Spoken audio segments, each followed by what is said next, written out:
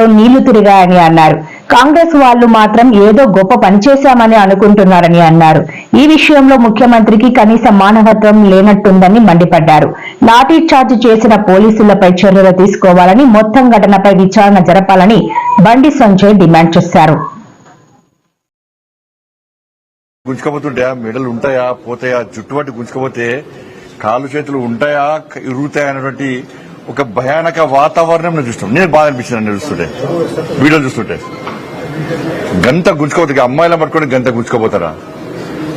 ఈడ్చుకోబోతున్నారు. కనీసం మానవత్వం ముఖ్యమంత్రి గారికి కనీసం.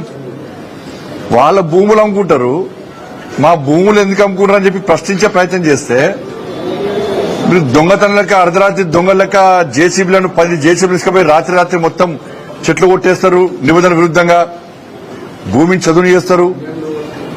విద్యార్థుల యూనివర్సిటీకి పోయి మీరు జాగ్రత్త అని చెప్తున్నా.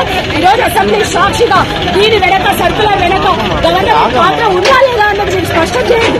ఒకవేళ సర్కులర్ ని గవర్నమెంట్ వ్యతిరేకించకపోతే దీని వెనక ప్రభుత్వ పెద్దలు నేను భావిస్తా ఉన్నాను. అధికారంతో మీరు పోతున్నారు.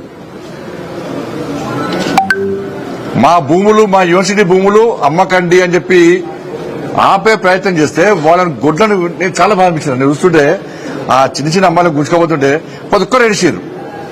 ఆ వీడియోలు చూసినా ప్రతి ఒక్కరు ఏడిచారు. మానవత్వంలో మాత్రం ఏడిచారు. ఇక మానవత్వంలో కాంగ్రెస్ వాళ్ళు మాత్రం అది గొప్ప చెప్పుకుంటారు. వాళ్ళు 400 ఎకరాలు అమ్మి ఇవాళ మీరు రాష్ట్రాన్ని పాలిస్తారు, జీతాలు ఇస్తారు, మీరు పాలిస్తారు అంతే కదా. ఎస్సీ భూములు అమ్మకుంటే ఇక పాలించే స్థితిలో లేదు తెలంగాణ రాష్ట్ర తెలంగాణలో కాంగ్రెస్ పార్టీ ప్రభుత్వం.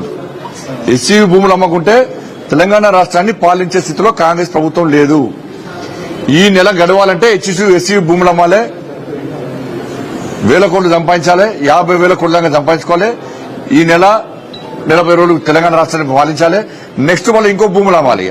అంటే రాబోయే తరాలకు ఒక గజం జాగ కూడా ఉంచే పరిస్థితిలో కాంగ్రెస్ పార్టీ ప్రభుత్వం లేదు. గజం జాగుండే రాబోయే తరాలకు అన్నం వేస్తారు. ఇక అంటే ఏవీవీపీ కార్యకర్తలను అడ్డుకుంటే ఆందోళన చేస్తే రాత్రి ఎత్తుకపోయారు, పోలీస్ స్టేషన్ లోపల కొట్టారు.